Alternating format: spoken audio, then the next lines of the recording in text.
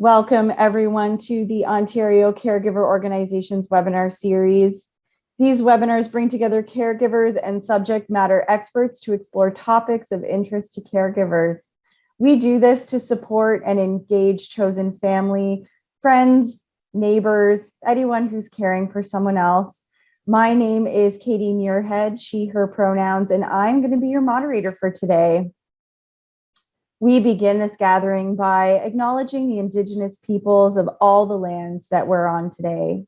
While we meet in a virtual platform with people joining us from across the province, I'd like to take a moment to acknowledge the importance of the land which we each call home.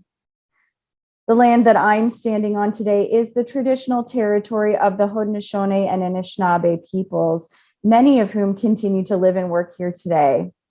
This territory is covered by the Upper Canada Treaties and is within the land protected by the Dish with One Spoon Wampum Agreement. Today, this gathering places home to many First Nations, Métis, and Inuit peoples, and acknowledging this reminds us that our great standard of living is directly related to the resources and friendships of Indigenous peoples. As team members at OCO, we are learning about the lands from which we work, exploring how we can be meaningful allies and how we can support the recommendations from the Truth and Reconciliation Commission. We do this to reaffirm our commitment and responsibility in improving relationships between nations and to improving our understanding of local Indigenous peoples and their cultures. We invite you to take a moment to reflect on the land where you are. And if you're not familiar with that, we'll be sharing an interactive map that tells you which traditional territory your city or town sits on, and you can find that at native-land.ca. Our webinar today is called Caregivers and Puppets, the Perfect Pair. Puppetry is a playful and creative tool for caregivers. It helps us look at things differently and encourage social interaction. Through puppet making activities, we explore ways to build rewarding intergenerational connections. And I would love to introduce you to today's speaker, Shelley King. Shelley is an arts educator, a puppeteer, expressive arts facilitator, and family caregiver. As the founder of Artful Connections, she offers creative and engaging workshops that spark imagination and take the pressure off remembering for people with dementia. She also facilitates workshops and designs resources for caregivers that teach innovative strategies and activities to build a meaningful connection with their care recipient. So welcome, Shelley. Take it away. The floor is all yours. Thank you. Oh my goodness. Okay. So, oh heavens, now I'm all kerfuffled. So thank you. And I am delighted to be here with you today. And again, my apologies for that little awkward beginning. But in addition to your lovely land acknowledgement, I would like to add that I am presenting today from Peterborough, and I respectfully acknowledge that I am presenting on the treaty and traditional territory of the Mache, Saugig, Anishinaabe. I offer my gratitude to the First Peoples for their care for and their teachings about our earth and our relations. May we honor those teachings. So, caregivers and puppets, the perfect pair. But this is not a pairing that comes to mind for most caregivers.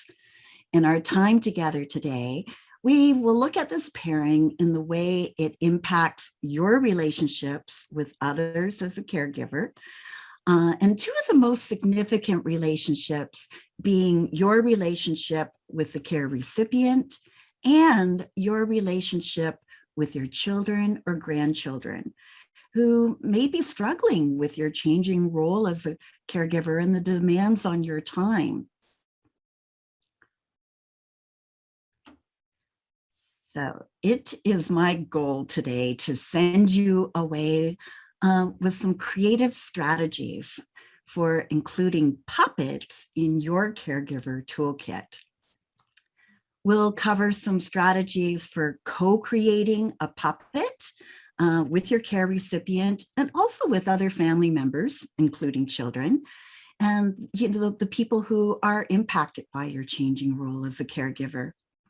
But once you have one or more puppets in your caregiving team, then you're going to want to know what to do with them. So we'll explore a variety of ways you can put those puppets to work to support strong relationships, communication, storytelling, problem solving, building new special memories, and simply creating joy. The principles I'm sharing are very appropriate for people of all ages and stages of life. Even though I refer to the person receiving care as being an elderly adult with dementia, the care recipient could be anyone. The same principles and strategies apply. And this is also true whether or not the person receiving care is living with you at home or is living in their own home with a bit of support, a retirement home, or a long-term care home. But you may be wondering, why puppets? Well, there are many answers to this question, and we'll be exploring a lot of them. But perhaps the most obvious answer to the question is the puppet's ability to be animated, to take on a life of its own, and to represent any person or character you want or need them to be. And they don't even need to be human characters. Dragons, monsters, aliens can all be very, very effective and powerful as a part of your puppet team. Another reason why puppets are such a beneficial addition to your caregiving team is that they are playful, and they allow us to be playful as their manipulators. As caregivers, we can become wrapped in a very serious existence of overwhelm, anxiety, and fear. Those emotions cause us to feel tense and stressed and tight in our bodies, our hearts, and our mind.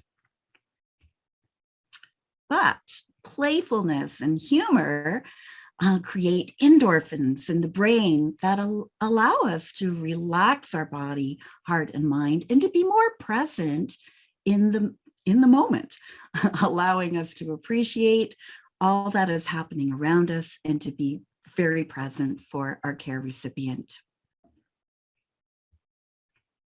When we're relaxed and open, we can be active and empathetic listeners and be better problem solvers and communicators. So these things are all very important in our own quality of life and in the care of the quality of life of your care recipient. It is playfulness and humor that allow us to experience joy and improves our relationships with others. Another reason puppets are wonderful partners for caregivers is because of what happens during the process of making puppets together. The end product, being the puppet, is not the important thing here.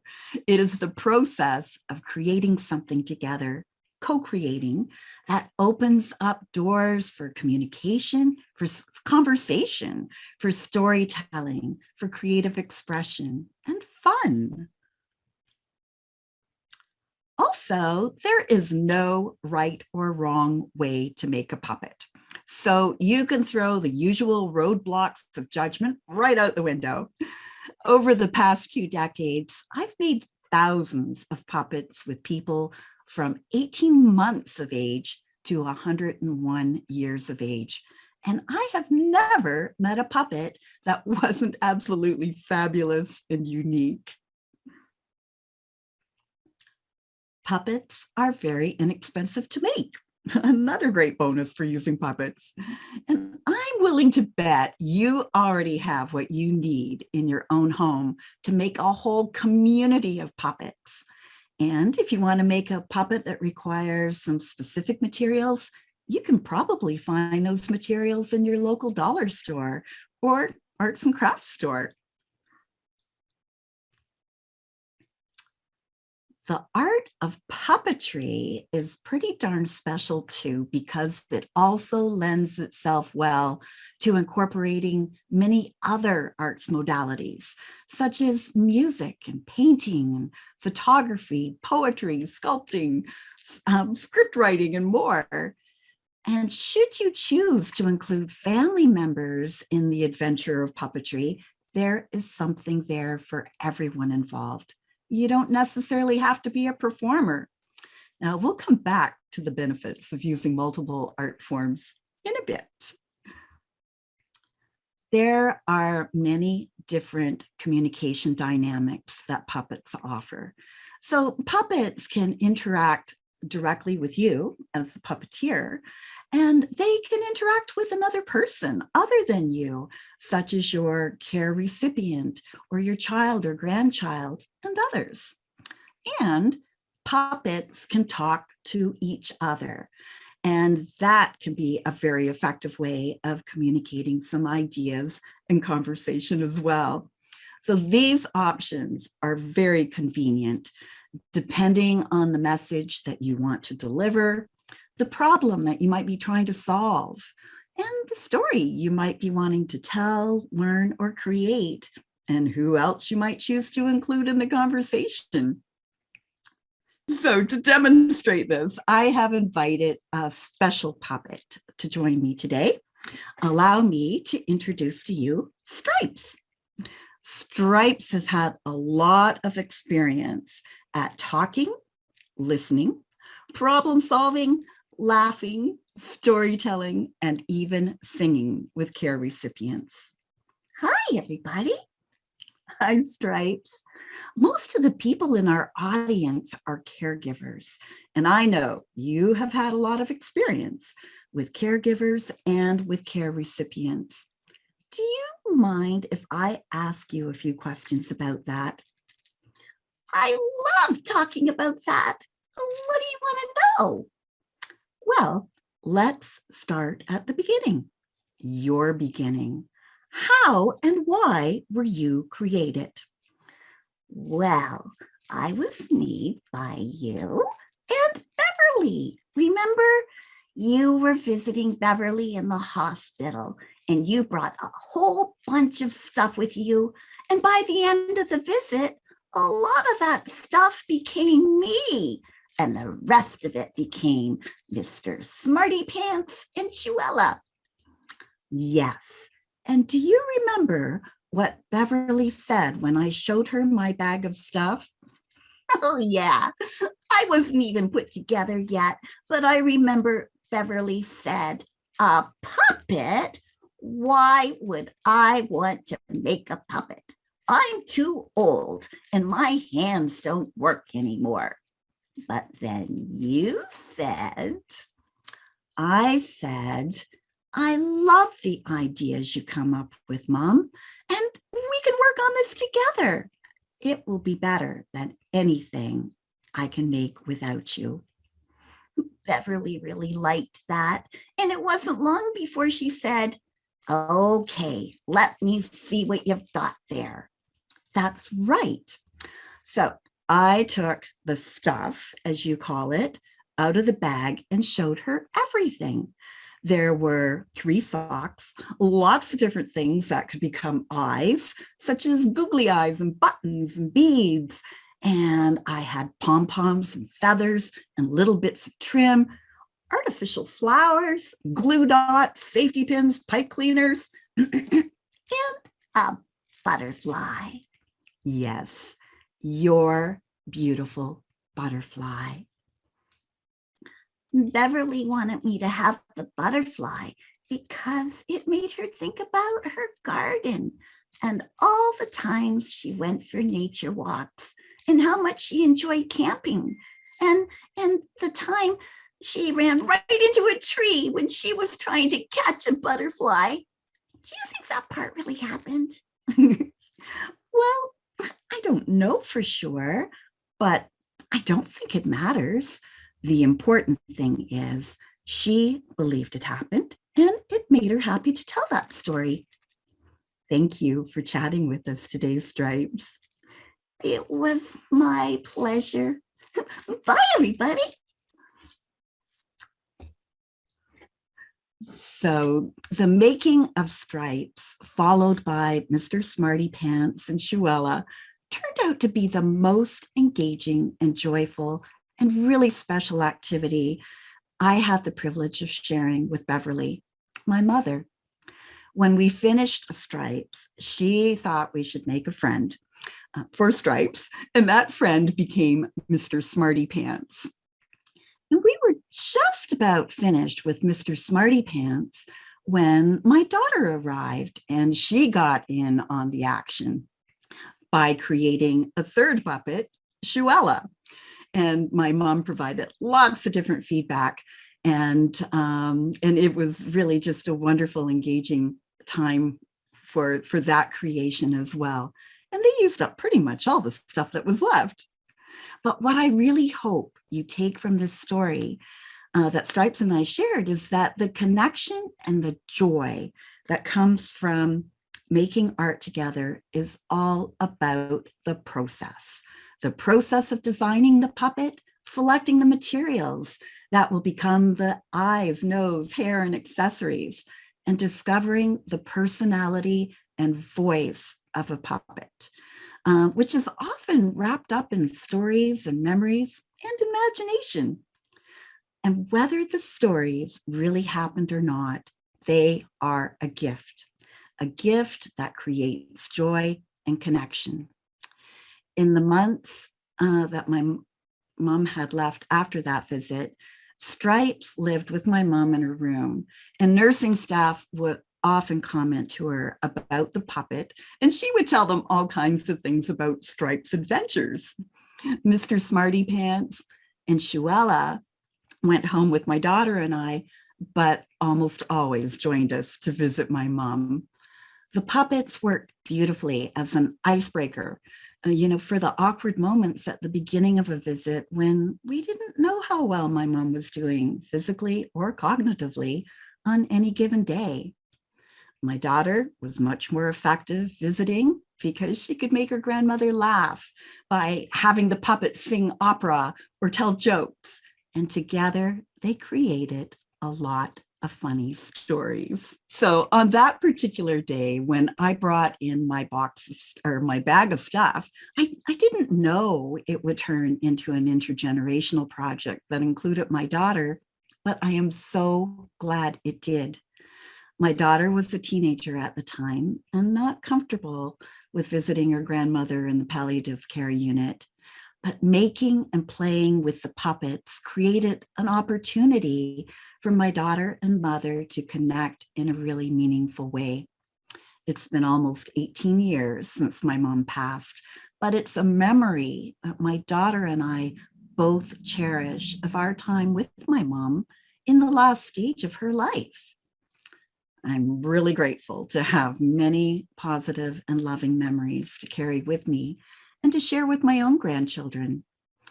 In planning my mom's celebration of life, Stripes, Mr. Smarty Pants, Shuella, they even made an appearance and talked about their own special relationship with my mom. So this very same process of making and using puppets that occurred between myself and my mother also works well with children, teenagers, young adults, and old adults. And the strategy is simple. So here are just a few important guidelines that I recommend when using puppets as a tool in your role as a caregiver. So, number one, be flexible and open as to how engagement evolves. The day I brought my bag of stuff into my mother's room in the palliative care unit, I didn't know what would unfold. I just knew if I could engage her in the making of a puppet, it would open all kinds of doors to conversation and stories. Number 2, let go of judgment while in the artistic process and judgment of the finished creation.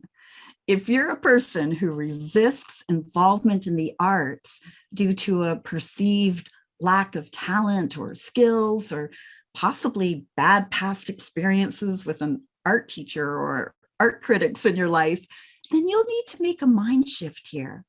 And if your care recipient has this same particular kind of resistance to doing art, you'll need to help them make this mind shift as well. So as we've already established, it is not the outcome of the artwork that is important. Whether it's your work, your care recipient's work, or the work you create together. The process is the important part. I know, I keep saying that. And it is in the process of creating where the magic happens, the connection, the expression, the stories, and the joy. The goal isn't to make a cool craft or come in with a preconceived vision of a project. It is simply to provide a judgment-free space where you can just relax, enjoy being with each other, chat, and create together in an organic, stress-free way. Number 3, be an active listener. I knew the most important part of the process was to really, really listen, to actively listen with an open mind and an open heart. And this allows you to catch the clues as to what you can build on by asking for more information and enticing more about their stories or whatever is on their mind. Another important guideline is to have your puppet come from a place of empathy. If the person your puppet is engaging with perceives the puppet as an ally, then there will be far greater opportunities to communicate in meaningful ways and to talk about challenges and problems that may need some solutions. If the puppet comes across as being bossy or manipulative, the care recipient is not going to be able to make a meaningful connection, and the puppet or you will, and the person, oh goodness, and your caregiver will just shut down if they perceive that their puppet isn't on their side. Now, it's quite easy to stay in that empathetic place and using a puppet if you make sure that you are coming from the same place that your care recipient is at on any given day. So be in alignment with them and just let your empathy guide you. Let's see. Puppets are great at this because they can restate what the care recipient said, or they can ask for clarification and share their understanding from their own perspective. This reinforces for your caregiver that they are being heard and understood. And that is something we all want and need, is to be heard. Earlier, I touched on the overwhelm of being a family caregiver when we're trying to juggle too many balls in the air at the same time. But there's another emotion that we often experience as caregivers that is even stronger and more devastating, and that is the emotion of guilt. Oops. Before using puppetry as a tool in my role as a caregiver, I often felt guilty about my own lack of ideas and perceived lack of ability to make a positive difference to my mom's quality of life. My guilt became even stronger as her cognitive awareness and ability to communicate became more and more unstable and unpredictable. And although I had been using puppetry as a tool for education in teaching people about mental health as a social worker, using puppetry with my mom was my first experience in using puppetry as a tool as a family caregiver. And it's something I've had the opportunity to use and practice many times since, both as a family caregiver and as part of a professional caregiving team. I'm quite serious when I refer to puppetry as being magical.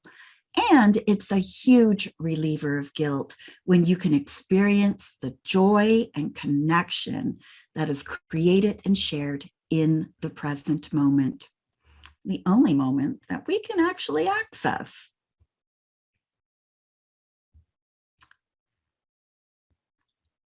Now, everything I just said about guilt and quality of life is also very true as it applies to our relationship with our children and grandchildren. Oh, there we go. That's where we're supposed to be. So let's talk a few minutes about different ways that you might consider using puppetry with children. Now, this applies to children of any age, from toddlers to teenagers. You just need to tweak your approach a bit to fit their developmental stage. So here are a few ways of using puppetry with this younger generation. So just as with my mom, invite your child to create a puppet with you. You can work together on a puppet for your child that they can bring along when visiting the care recipient, or you can make a puppet together that you are making to use with the care recipient and that you'd like, and let them know that you need their help and want their help. Or it can be especially fun to each of you make your own self puppet, a puppet that represents yourself, while still offering ideas and feedback to each other. And just allow the conversation about the puppets to unfold naturally. When the puppets are done, you can use your self puppet to ask your child's self puppet how they're doing, coming from that place of empathy that we already talked about. Use the puppets to brainstorm ways your child can support you and even help you with the creative care of your care recipient. If your child can be included and engaged in their care in a creative, fun, and meaningful way, everyone wins. And your child will probably feel really good about being included. A very special way to honor your care recipient is to include the whole family in a project of co-creation. Puppetry is ideal for this because it can incorporate so many other types of art, like we've talked about a little bit earlier. And it's really easy to include others and to tie into their strengths and interests. So just as we saw in that previous slide, many art forms can be incorporated into a family puppetry project, such as puppet building and story and script writing, set design and building, prop creation, technical support for lighting and sound, music, photography, making videos, and video editing. There are certainly many alternatives to being a performer. Now, I've coached many families through the process of creating a puppet theater story about their loved one or for their loved one that uses self puppets as characters. And they will also often incorporate favorite songs of their loved one or poetry or prose that is really meaningful to them. And these things can really enhance the telling of personal and family stories. Now, this lady in the photo is Joyce, and she's holding her self puppet that she made. Joyce happens to be an identical twin, so she actually made a second puppet that looks just like this one. And Joyce was a part of an intergenerational project with grade 3 students from a nearby school.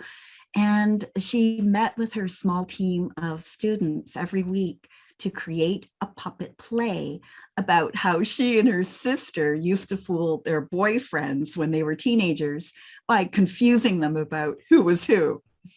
So the students made the boyfriend puppets, and they created a set for the puppet play and performed it for Joyce, along with her two self puppets.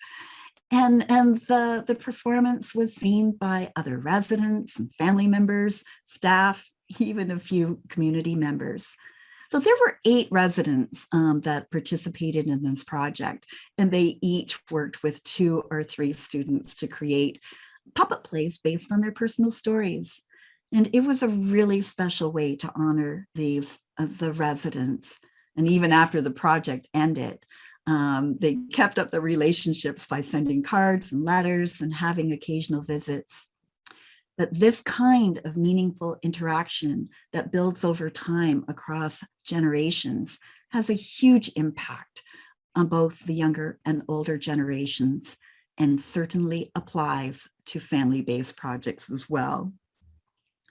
Now, having a family member in charge of filming, photography, and editing is a super important role in order to capture the memory of the whole experience of the process, as well as the performance, and to be able to share it with others. So this can even be a really special addition to a person's eventual celebration of life. The filmed performance can be shared with future generations as a way to preserve your loved one's memory. And it's also a powerful way to create new, good memories of the care recipient in the present moment while they're still alive, even though it is a difficult stage of life. And co-creating as a family encourages the sharing of stories and has the therapeutic value of the arts and is inclusive to everyone in the family. So even though the focus of our presentation today has been on sock puppets, there are many other kinds of puppets, and they all offer something unique and special to the experience of co-creating. I often combine different types of puppetry within the same project. But coming up are a few photos of other kinds of puppets that might spark some ideas for you. So shadow puppetry is a fun way to play with light, shadow, color, and some pretty cool special effects while creating or acting out a story. It's very accessible to people of any ability, and the novelty of it really attracts people of all ages. You can find a free downloadable guide with instructions on how to create shadow puppetry in the resources section of my website. That will be posted again at the end of the presentation. Using commercially made hand and rod puppets doesn't have the benefit of co-creating a puppet together, but it certainly opens up doors for co-creating stories and just having a lot of fun together. One of the ways that I enjoy using commercially made puppets in long-term care homes is to have a puppet improv session where I read a short story prompt or a short scenario, and elders volunteer to take on different roles with the puppet of their choosing. There's always so much laughter during these sessions, but puppet improv is also a great activity to use with your care recipient and other family members. Oops. Rod puppets are another versatile form of puppetry that is quite easy for puppeteers of all ages and abilities to manipulate. There's no moving mouth, so it eliminates the need to learn how to lip sync. And it's fun to make a small stage that works well for small spaces and small audiences. So these rod puppets in the picture, their hands and their boots are made from polymer clay, like Fimo or Sculpey. The arms and legs are a bit of rope, a wooden bead for the head, and the costumes were fashioned from fabric scraps. And the setting behind these puppets are part of a scroll called a cranky, and it's turned by the puppeteer to move the sets. And this is a really great way to share a journey or a chronological telling of a story, or create daydream or night dream sequences. Now, the drawings on this cranky were done in chalk pastels, but could have been done in any number of art mediums. For some supersized family fun, consider making a giant puppet. Lots of people can be involved in the making of the puppet and in moving and manipulating the puppet. Imagine what it would be like to parade a giant puppet through the hallways of a retirement or long-term care home. Oh my goodness, come back. At the opposite end of the size spectrum, there are knuckle boppers. And they're a very quick project with lots of play and storytelling value. I like to carry a knuckle bopper in my purse or pocket for those occasions when a distraction is needed to calm an upset child or to engage anyone who just needs a bit of a lift.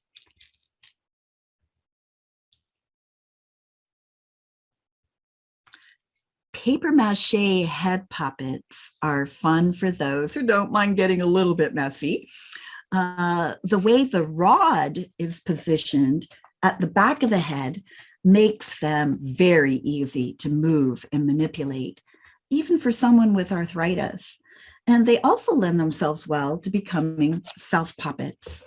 So all of these puppets in this photo are self-puppets of these women from their younger years. These women were both participants in that same intergenerational project I mentioned. But on the left, or at least it's my left, we have Sharon with her self-puppet that represents herself as a bridesmaid for her brother's wedding when she was a teenager. And on the right is Ethel with a puppet of herself as a child and a puppet she made of her sister. She really treasures the memories of watching the Salvation Army band and enjoying the annual Christmas parade in her rural Ontario town where she grew up.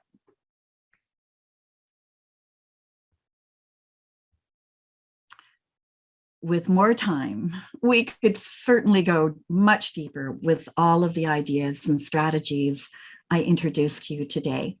But I hope that I've inspired you to try your hand at using puppetry with your care recipient and your whole family. It's extra special to include young people in your family in the creative care of your loved one. The co-creation of joyful memories and for all concerned is the best gift of all. And the stories have the potential to live on for many generations. Even though quality of care is super important, quality of life that includes connection with others and joy in the moment is equally important.